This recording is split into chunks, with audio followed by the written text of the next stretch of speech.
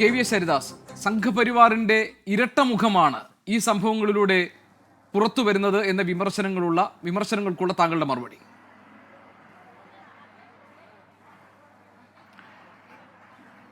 ഞാൻ അച്ഛൻ പറഞ്ഞതിൽ നിന്ന് തന്നെ തുടങ്ങാം. അച്ഛൻ ഒരു കാര്യം സംബന്ധിച്ചു.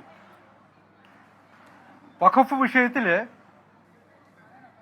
ആർക്ക് വേണ്ടിയിട്ടാണ് കോൺഗ്രസ്സുകാർ ഈ വഞ്ചനാപരമായ നിലപാടെടുത്തത്? അത് മുസ്ലിം വോട്ടിന് വേണ്ടിയിട്ടാണ്, ജിഹാദി ശക്തികൾക്ക് വേണ്ടിയിട്ടാണ്. അത് അദ്ദേഹം സമ്മതിച്ചു. അത്രത്തോളം സന്തോഷം. അത് ഇവിടെ മാത്രമല്ല അച്ഛൻ, പാകിസ്ഥാനിലും ബംഗ്ലാദേശിലും ക്രിസ്ത്യാനികൾ പീഡിപ്പിക്കപ്പെടുന്നില്ലേ?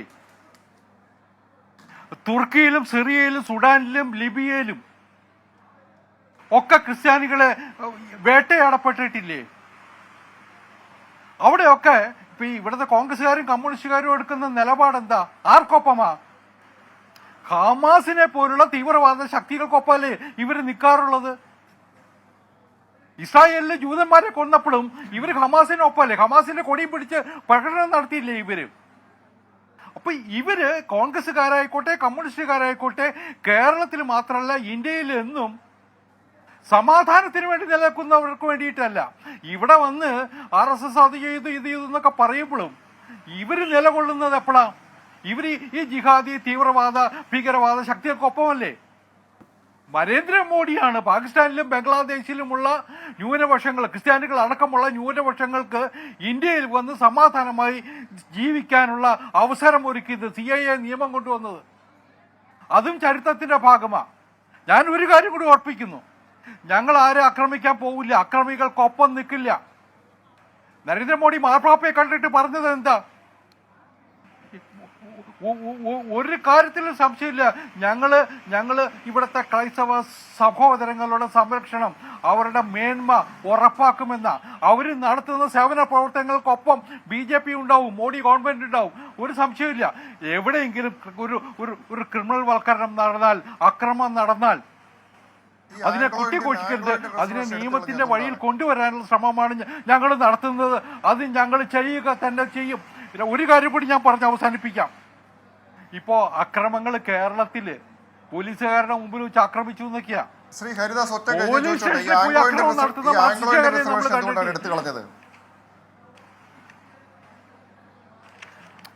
ഓരോന്നിനും ഓരോ കാലഘട്ടമുണ്ടെന്ന്. റിസർവേഷനൊക്കെ ഓരോ കാലഘട്ടം ഇല്ലേ? അതനുസരിച്ച് തന്നെയാണ് നിയമം മാറിയിട്ടുള്ളത്. അതിന്റെ ആവശ്യമില്ല. അല്ലാതെ തന്നെ ആംഗ്ലോ ഇന്ത്യൻ തിരിച്ചു വരുന്നുണ്ടല്ലോ പല ഭാഗത്തുനിന്നും. ഞങ്ങൾ ജയിപ്പിക്കുന്നുണ്ടല്ലോ ഗോവയിൽ നിന്ന് പോലും. അതുകൊണ്ട് ആ ആക്ഷേപങ്ങളൊന്നും പറയണ്ട. അതൊന്നും അല്ല ഇവിടുത്തെ ഇഷ്യൂ. നിങ്ങള് ജിഹാദി ശക്തികൾക്ക് വേണ്ടിയിട്ട് ക്രൈസ്തവ സഭയെ ആക്ഷേപിക്കുകയും അപമാനിക്കുകയും ചെയ്തതിന്റെ മറുപടി ക്രൈസ്തവ ആംഗ്ലോ ഇന്ത്യൻ റിസർവേഷൻ ഇന്ത്യൻ ക്രൈസ്തവ സഭയോട് നിങ്ങൾ പരസ്യമായിട്ട് മാപ്പ് പറയൂ. ക്രൈസ്തവ സഭയുടെ മേലധ്യക്ഷന്മാരോട് നിങ്ങൾ പരസ്യമായിട്ട് മാപ്പ് പറയൂ. അവരെ വഞ്ചിച്ചതിന് മാപ്പ് പറയൂ. ജബൽപൂരിൽ വൈദികരെ ആക്രമിക്കുകയും ഒഡീഷയിൽ വൈദികരെ ആക്രമിക്കുകയും രാജ്യത്താകമാനം ക്രൈസ്തവരെ ആക്രമിക്കുകയും ചെയ്യുന്ന BJPയും സംഘപരിവാറും നരേന്ദ്രമോദിയുമാണ് മാപ്പ് പറയേണ്ടത്, ഞങ്ങളല്ല.